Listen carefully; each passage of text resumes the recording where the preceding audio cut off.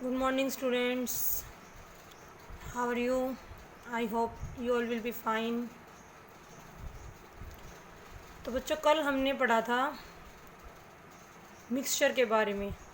Mixture क्या होता है, मिक्सचर की टाइप्स और डिफरेंस पढ़ा था हमने होमोजीनियस मिक्सचर में और हेट्रोजीनियस मिक्सचर में। Today we discuss about the difference between compound and mixture. Compound और मिक्सचर में क्या डिफरेंस है आपके पास? सबसे पहले तो पता ही है कंपाउंड क्या आपका प्योर सब्सटेंस और मिक्सचर क्या आपका इम्प्योर सब्सटेंस। तो कंपाउंड जब भी बनेगा आपके पास कोई भी compound, there is always chemical reaction takes place. Chemical change होगा आपके पास, कोई केमिकल बॉन्ड बनेगा आपके पास, केमिकल रिएक्शन होगी आपके पास। जैसे कि आप वाटर की फॉर्मेशन करते हैं, H2 plus O2 give H2O, तो उसके अंदर आपके पास क्या होगा, हाइड्रोजन और ऑक्सीजन के बीच में क्या बनेगा आपके पास, बॉन्ड बनेगा, केमिकल रिएक्शन होगी। लेकिन मिक्सचर की जब भी फॉर्मेशन होती है आपके पास, उसमें कोई भी केमिकल रिएक्शन नहीं होगी आपके पास। जैसे आपने सिंपल पानी में नमक मिलाया या पानी में शुगर डिज़ोल्व की, पानी में रेत मिलाया आपके पास, तो वहाँ पर आपके पास क्या कोई केमिकल रिएक्शन नहीं है। सिंपल आपने क्या किया, उनको मिक्स किया आपके पास, वहाँ पर कोई चेंज नहीं होगा आपके पास। केमिकल रिएक्शन का मतलब क्या होता है, जब आपके पास कोई एक नई चीज़ बने नई प्रॉपर्टीज़ के साथ, that is known as chemical change. Chemical reaction वहाँ पर हो रही है आपके पास, ठीक है। अब कंपाउंड में जो कॉन्स्टिट्यूएंट पार्टिकल्स आपके वो किस में प्रेजेंट होते हैं, फिक्स रेशो में। लेकिन मिक्सचर में आपको पता है वो किसी भी रेशो में प्रेजेंट हो सकते हैं, can be present in any ratio. अब है जो कंपाउंड की प्रॉपर्टी होती हैं उसके कॉन्स्टिट्यूएंट पार्टिकल से बिल्कुल डिफरेंट होती हैं आपके पास। कॉन्स्टिट्यूएंट पार्टिकल जैसे जिससे वो मिलकर बना है, जैसे मैं वाटर का एग्जांपल लेके चल रही हूँ आपके पास, वाटर किससे मिलकर बना है, हाइड्रोजन और ऑक्सीजन से।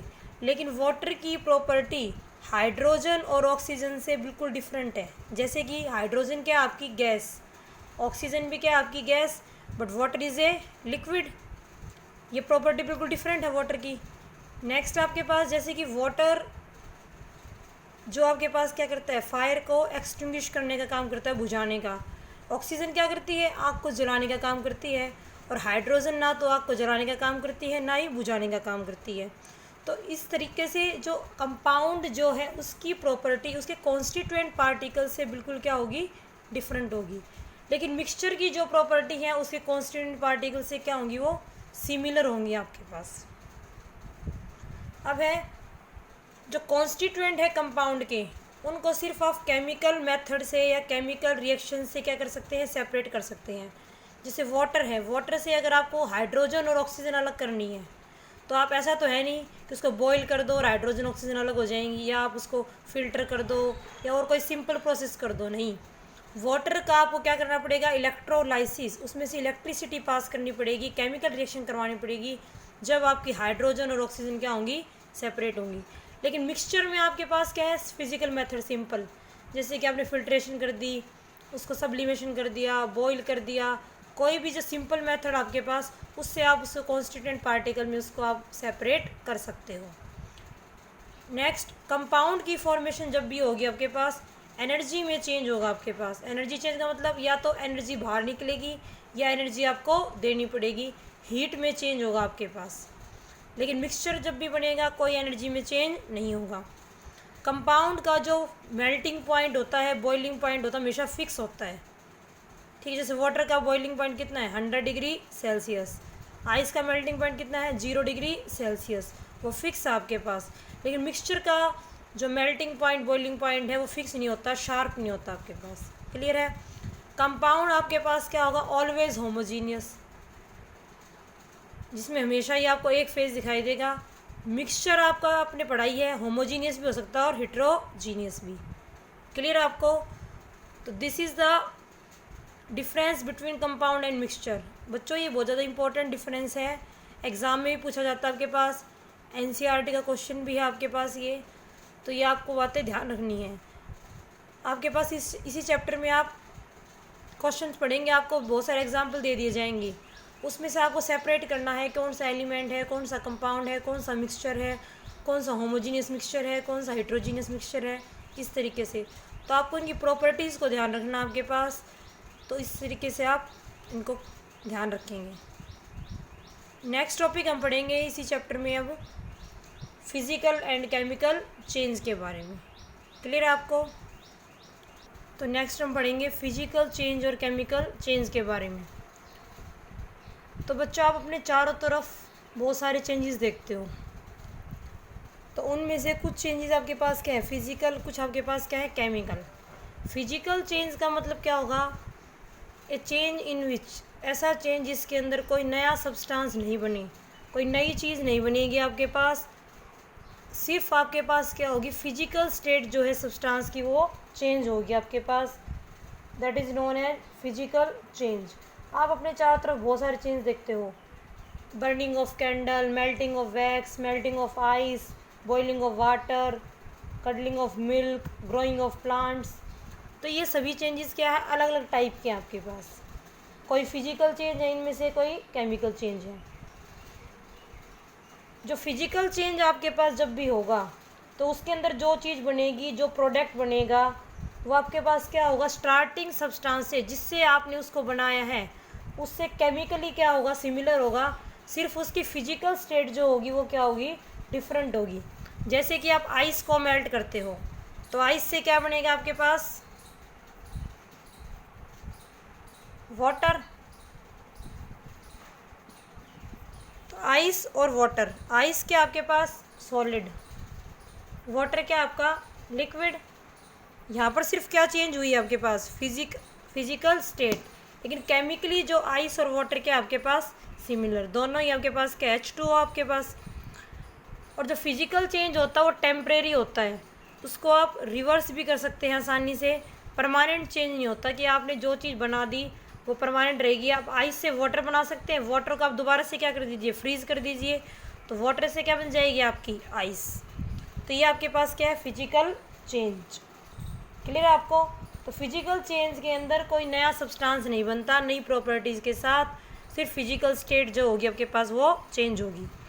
एग्जाम्पल जो है फिजिकल चेंज के बहुत सारे एग्जाम्पल आप डेली रूटीन लाइफ में देखते हो, मेल्टिंग ऑफ आइस है, फ्रीजिंग ऑफ वाटर है, आयरन और सल्फर पाउडर को आपने मिक्स कर दिया, किसी भी मिक्सचर को आप मिक्स करते हो जनरली तो उसमें सिर्फ मिक्स किया आपने, कोई उसके अंदर चेंज नहीं आया।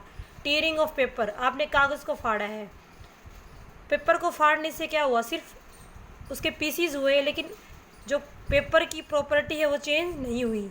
ब्रेकिंग ऑफ ग्लास, ग्लास को तोड़ना, मेल्टिंग ऑफ वैक्स, वैक्स का पिघलना।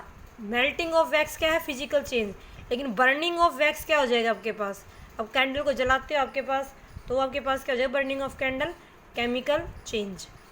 Glowing of electrical bulbs, bulb को आपने ग्लो कर दिया आपके पास तो there is only physical change. Cutting of fruits, जैसे आप फ्रूट्स की सैलेड बनाते हो खाते हो आपके पास तो उसमें आपने क्या किया है सिर्फ उसकी कटिंग की है, लेकिन प्रॉपर्टी में कोई चेंज नहीं आया, तो that is physical change. Cutting of would, जैसे आप लकड़ी काटते हो तो that is only physical change, क्योंकि उसके अंदर सिर्फ आपने लकड़ी को उसके पीसीस किए हैं, लेकिन वुड की कोई प्रॉपर्टी उसमें चेंज नहीं हुई है आपके पास। क्लियर है आपको? तो these are the physical changes. Next हम पढ़ेंगे केमिकल चेंज के बारे में। केमिकल चेंज क्या होगा फिजिकल चेंज का उल्टा आपके पास। केमिकल चेंज में क्या होगा एक नया सब्सटेंस बनेगा, एक नई चीज़ बनेगी नई प्रॉपर्टीज़ के साथ, that is known as chemical change. Chemical change में आपके पास क्या होगा जो ओरिजिनल सब्सटेंस होगा वो अपनी आइडेंटिटी को लूज़ कर देता है और एक नई चीज़ में क्या हो जाएगा कन्वर्ट, और जो नई सब्सटेंस जो आपके पास बनेगा वो आपके पास क्या होगा उसको हम ओरिजिनल सब्सटेंस से उसको ओरिजिनल सब्सटेंस में हम दोबारा कन्वर्ट नहीं कर सकते, तो ये क्या होगा आपके पास इरिवर्सिबल होगा, कैन नॉट बी रिवर्स्ड, और क्या होगा एक परमानेंट चेंज होगा। इसके एग्जांपल जैसे आपने बर्निंग ऑफ पेपर, अब कागज़ को अगर आपने जला दिया तो जलाने के बाद आप जले हुए कागज़ से पहले जैसा जो पेपर है कागज़ है उसको ऑब्टेन नहीं कर सकते। ऐसे आपने लकड़ी को जलाया, वुड को जलाया, कोल को जलाया, एलपीजी को जलाया, तो ये सभी आपके पास क्या है केमिकल चेंज।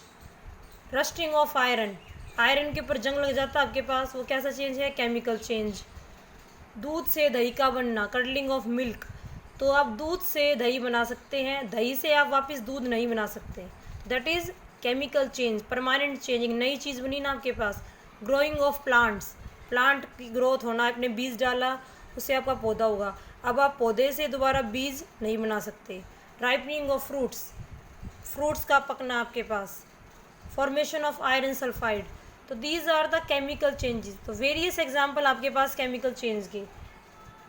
तो ये आपके पास क्या है, physical change and chemical change. आप इन दोनों में आसानी से डिफरेंस ले सकते हैं, मैंने नोट्स में भी लिखा हुआ आपके पास फिजिकल चेंज और केमिकल चेंज में डिफरेंस। फिजिकल चेंज क्या होगा, जिसमें कोई नया सब्सटेंस नहीं बनेगा। केमिकल चेंज में क्या होगा, एक नया सब्सटेंस बनेगा। फिजिकल चेंज क्या होगा, टेम्परेरी है, वो आपके पास क्या है, परमानेंट है। फिजिकल चेंज क्या होगा, can be reversed, chemical change can not be reversed. आप इसके एग्जाम्पल दे सकते हैं। क्लियर आपको? तो आज के लिए इतना ही। Thank you, have a nice day.